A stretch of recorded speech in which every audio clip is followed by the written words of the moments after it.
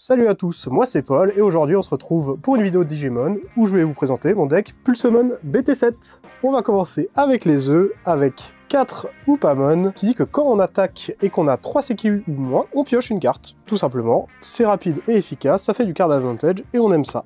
On complète avec un Koromon, qui dit que quand on attaque et qu'on a 3 CQ ou moins, elle met moins 1000 à une carte, ce qui permet d'aller chercher des Digimon qui ont un peu trop d'attaque. Ensuite, on va continuer avec la lignée Pulsemon. Je joue 3 Pulsemon comme ceci. Regardez-moi cette magnifique alt art qui dit que quand elle est jouée, vous trashez jusqu'à avoir 3 sécu et vous gagnez de la memory pour chaque sécu que vous avez trash comme ça. Comme le deck tourne autour d'avoir 3 sécu dans votre sécurité, c'est un très bon starter qui vous permet de proc vos effets très vite. En plus de ça, il gagne jamming. Ensuite, le Pulsemon un peu principal. Celui-ci, il dit que si vous avez 3 sécu ou plus, vous piochez une carte. Si vous en avez 3 ou moins, vous gagnez un de memory. Et si vous en avez 3, vous faites les 2 effets.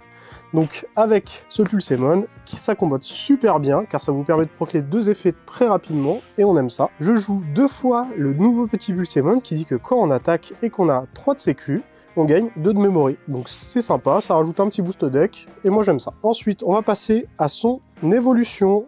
Hop, je joue 4 petits Bulkmon, qui n'a rien de spécial quand il digivolve, mais une fois qu'il a évolué, il gagne bloqueur. Donc ça rajoute un bloqueur dans le deck, ce qui permet de se défendre pour rester à 3 sécu, et ça fait plaisir pour proc les effets des Pulsemon que j'ai montré précédemment. Ensuite, je joue 2 Bootmon. Une fois qu'il a évolué, si l'adversaire attaque, on unsuspend ce Digimon, ce qui permet, avec le Bulkmon, d'avoir un bloqueur supplémentaire et de protéger ses sécu pour proc les effets à 3 de sécu ou plus. Et enfin, le boss monster, Kazuchimon, quand il évolue, si vous avez déjà 3 sécu, vous gagnez 2 de memory. Si vous en avez moins, vous recovery jusqu'à avoir 3 sécu en points de vie. Donc très bon boss monster qui vous permet de jouer sur le long terme. En plus, si, durant votre tour, si vous avez 3 sécu, il gagne un sécu check en plus, qui permet de faire des gros dégâts. Tout ça, c'était le package pour Pulsemon, et on va continuer avec le package un peu plus global jaune, notamment avec Starmon, qui a un super effet on play. Il dit que quand il est joué, il met moins 1000 pour chaque Digimon que vous avez sur le terrain. Donc on verra le combo un peu plus tard avec Lord Nightmon. Ensuite, on continue de Bushi Agumon. Pareil, combo avec Lord Nightmon, c'est un Digimon qui a un rush, qui permet d'aggro assez vite avec Lord Nightmon. On continue encore une fois avec Salomon, qui vous permet de régu votre sécurité et qui vous permet de rester à 3 plus facilement. Ensuite, les classiques Pidomon, bloqueur, ça fait toujours plaisir. Et avec ceci, 3 Unimon, pareil, encore du bloqueur pour protéger les sécu pour rester à 3 le plus possible. Nous allons passer au fameux package Lord Nightmon. Du coup, nous jouons 4 Lord Nightmon. Il dit que quand on attaque, il nous permet de jouer un Digimon jaune de niveau 3, ou un Digimon de type guerrier directement depuis sa main.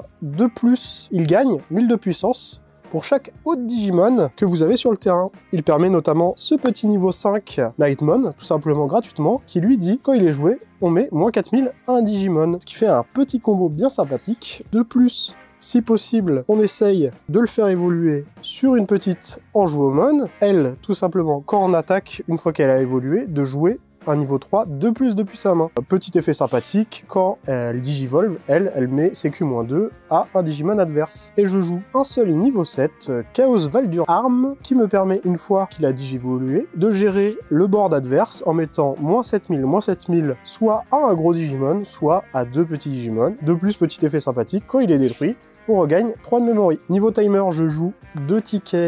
Il dit tout simplement que si vous commencez votre tour avec 2 ou moins de memory, il vous set directement à 3. De plus, quand il est joué, vous regardez votre sécurité, vous prenez une carte jaune dedans, donc c'est très efficace vu que je joue un deck presque full jaune, sauf ce petit coquin qui s'immisce dans le deck, mais ça c'est pas très grave, et de recovery 1. De plus, s'il est sécu check, il est joué gratuitement. Des avantages pour ce deck, j'apprécie. Niveau option, je joue 2 Wyvern Brace, qui vous permet tout simplement de faire moins 15 000 sur un Digimon, de gérer les gros tons. Énorme bonus s'il est dans la sécu et qu'il est sécu check, c'est gratuit, ça fait plaisir, ça fait des bons retournements de partie, c'est une très bonne carte pour jaune. Deuxième option, Blinding Ray, qui permet de trash une sécu pour gagner 2 de memory. Donc soit vous la jouez quand vous avez encore des sécu pour passer à 3 assez rapidement, sinon si vous n'avez plus de sécu, elle se joue gratuitement tout simplement, donc c'est 2 de memory gratuits, ça fait plaisir, ça permet de booster le deck et de jouer des gros tours derrière. Et enfin, la dernière carte de la BT7, Electric Rush, qui dit tout simplement que vous donnez plus 3000 en Digimon. De plus, si vous avez 3 sécurités, vous pourrez relever un Digimon qui a déjà attaqué. Notamment, ça marche très bien avec Lord Nightmon pour reprendre les effets derrière. Et voici, c'est tout pour les cartes. On va passer au combo. Pour l'évolution parfaite, pour Pulsemon, bien sûr, hop, Bulkomon, Into Bootmon et Kazuchimon.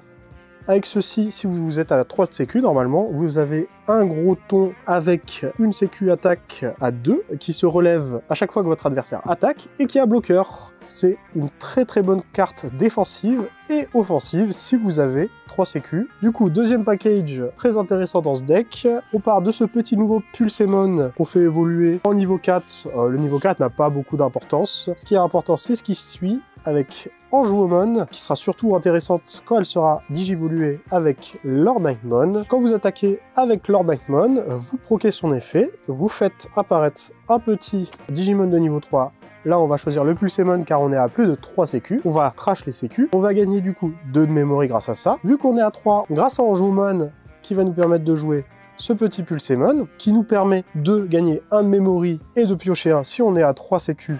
Exactement, ça tombe bien, on vient d'y passer. À la suite de ça, vu qu'on a gagné 2 de memory, grâce au gain de memory de celui-ci, car vous avez trash vos sécurités, de celui-là si vous avez attaqué et que vous étiez déjà à 3, ou si vous avez joué 2 fois celui-ci et que vous étiez déjà à 3, qui vous permet de jouer un petit Electric Rush, qui vous permet de mettre plus 3000 à Lord Nightmon, et vu que vous êtes à 3 sécu, vous permet de réattaquer avec Lord Nightmon et de proquer les effets de Lord Nightmon et de Anjouomon, car ce n'est pas une fois partout. À partir de ça, vous pouvez jouer un petit Nightmon ou un petit Bushi Agumon avec l'effet de Anjouomon. Si vous êtes plutôt sur un aspect défensif, de jouer un petit Starmon à la place du Bushi Agumon. Celui-ci vous permettra de gérer le board. Celui-ci, vu qu'il a rush, vous permettra d'attaquer directement. Et voici donc la totalité de la decklist. Et vous pourrez trouver Alain juste après moi pour sa decklist X Antibody. Ciao tout le monde! Alors, on se retrouve pour la decklist. On va commencer cette decklist X Antibody avec bien sûr l'œuf de la BT7 Dorimon. Alors, Dorimon, qu'est-ce qu'il va le faire? Une fois par tour, quand vous placez une carte dans les sources de ce Digimon, vous pouvez piocher un.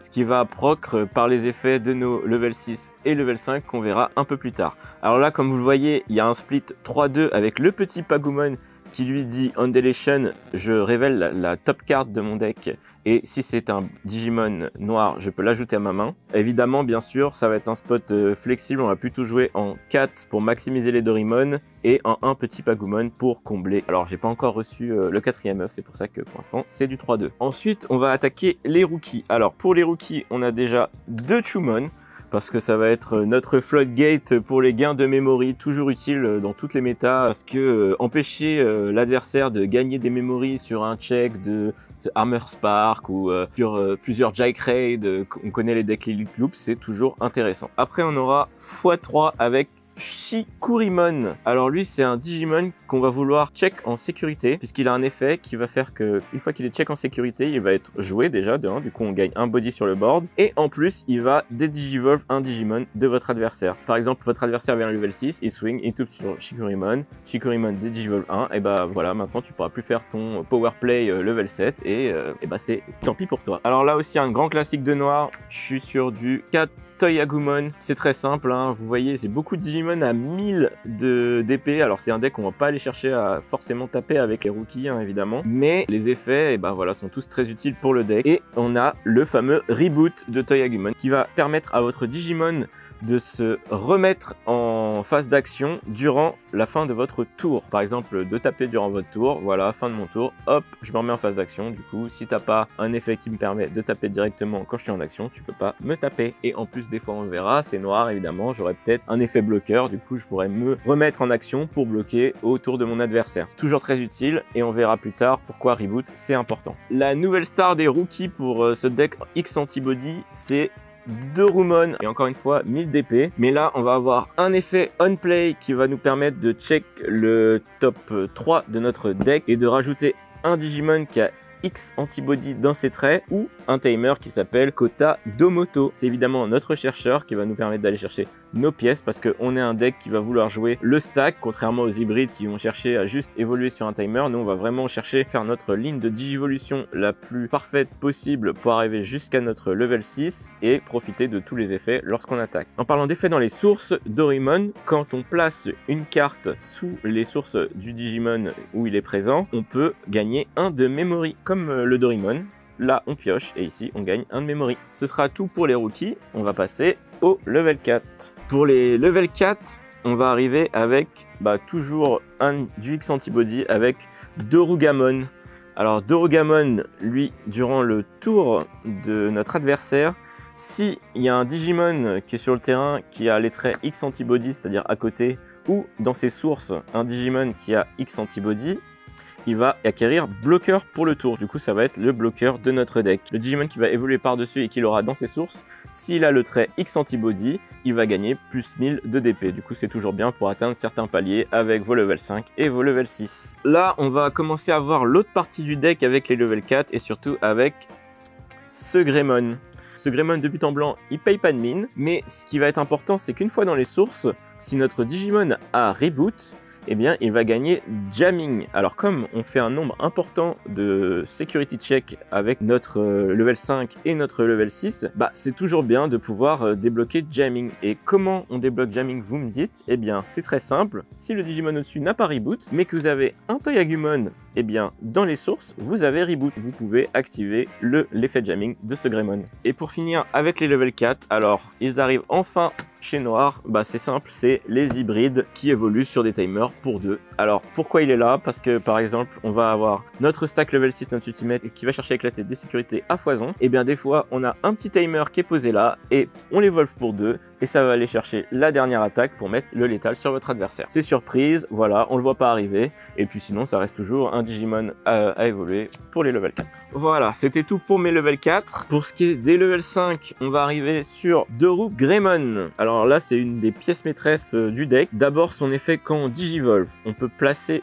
une carte avec X Antibody dans les sources de ce Digimon. Du coup, c'est ce qui va activer les effets de notre Ruff et d'autres Doraemon qu'on a vu un peu plus tôt. Une fois qu'on a fait ça, ce Digimon n'est plus affecté par les effets et par les réductions de DP jusqu'à la fin du prochain tour de votre adversaire. Ce qui veut dire que si vous avez un level 4 en Raising Phase, en général, ce qui se passait avant, c'est qu'on avait un peu peur d'évoluer en level 5, parce qu'on s'est dit, oh là là, je le mets sur le board, il peut me le gérer, il peut me le faire disparaître, et du coup, j'ai perdu beaucoup de value. Là, ce qui va se passer, c'est que on peut l'amener sur le terrain beaucoup plus facilement et beaucoup plus sereinement, parce que on n'est pas affecté par les effets de réduction de DP et les effets de destruction, Gaia Force, etc. Dans les sources, si ce Digimon a X Antibody dans ses traits, on gagne un CQ check. C'est là qu'on commence à taper un peu plus fort pour un peu plus de dégâts. Ce qui va être idéal quand on le digivolve, c'est d'en avoir un autre en main et de le mettre dans les sources, tout simplement. Comme ça, on gagne un CQ check sur le Digimon dès à présent. Si on évolue avec un level 6 dans ses sources, on va gagner 2 CQ check en plus sur notre level 6. Pour les 4 autres level 5, c'est très simple. Ça va être du Metal Greymon Reboot. Parce que ça va déclencher le jamming de notre Greymon. Ça va nous permettre aussi, par son effet en Digisource, si on a reboot, de gagner un CQ check en plus et de faire encore plus de dégâts. Par exemple, si au lieu du Doraemon dans l'X Antibody, on a un Toyagumon, je pourrais gagner un CQ check de plus avec mon level 6 X Antibody quand même. On arrive au plat principal de ce deck. Alors là, il n'y en a que 3, mais normalement, le 4e arrive, je l'ai commandé, il arrivera sous peu. C'est Dorugoramon. Ça va être le boss monster de ce deck. Son effet, ça va être durant votre tour, pour chaque X Antibody dans ses sources, vous allez gagner plus 1000 d'attaque. Du coup, il commence à 11 000, Digivolue pour 3. C'est tout à fait honorable. Pour chaque Digivolution que vous aurez, que ce soit l'œuf, que ce soit le Dorugamon et le Dorugreymon, hop, comme ceci, vous gagnez plus 1000 d'attaque. 11 000, 12 000, 13 000, 14 000, 15 000. Il monte à 15 000 d'attaque, sachant qu'il pourra faire un CQ check de plus. Et si vous avez déjà glissé un autre Dorugreymon dans ses sources, vous êtes à 16 000 CQ check 3. Voilà, quand on disait de détruire des sécurités à foison, c'est là que ça commence à rentrer en jeu. On va voir comment encore plus augmenter ce nombre de sécu check avec les prochaines cartes. Alors, il a un effet un peu particulier quand il attaque. D'ores et déjà, vous pouvez, à l'instar du level 5, placer une carte avec X antibody dans ses sources. Du coup, on va viser encore un Dorugreymon. Du coup, si on a encore un Dorugreymon en main, on peut lui rajouter un sécu check. Voilà, et taper à 17 000. Ça, c'est dans le scénario idéal. Selon le nombre de sources que vous avez, par exemple, là j'en ai 1, 2, 3, 4, 5. Vous pouvez delete 2 Digimon de votre adversaire dont le play cost est équivalent au nombre de vos sources. C'est par exemple, là j'en ai 5, je peux détruire lors de mon attaque 2 Digimon de play cost de 5 chez mon adversaire. Si j'avais 6, et ben je peux 2 play cost de 6. Super efficace pour gérer le board, surtout dans cette méta hybride où les gens vont pas forcément avoir des levels plus hauts que leur level 4 pour taper. Voilà, c'était un peu tout pour cette ultimate qui est vraiment la clé maîtresse. Et si vous aimez taper comme un goret, et ben c'est le deck qu'il vous faut en noir. Pour compléter les level 6, j'ai choisi, alors pas Alphamon, parce que voilà, j'aime bien Metal Garurumon. Voilà, je suis un peu un fanboy de ce Digimon et j'avais envie de le jouer depuis longtemps dans noir et je trouve qu'il passe plutôt bien. Alors évidemment là on sera sur un ratio 2-4, assez utile lui aussi, mais pour une autre façon, pour infliger plusieurs dégâts. Quand il arrive, quand il est digivolué, vous pouvez Digiburst, donc vous enlevez 2 de vos sources en dessous de ce Digimon et vous pouvez soit détruire un Digimon qui a un play cost de 6 ou moins.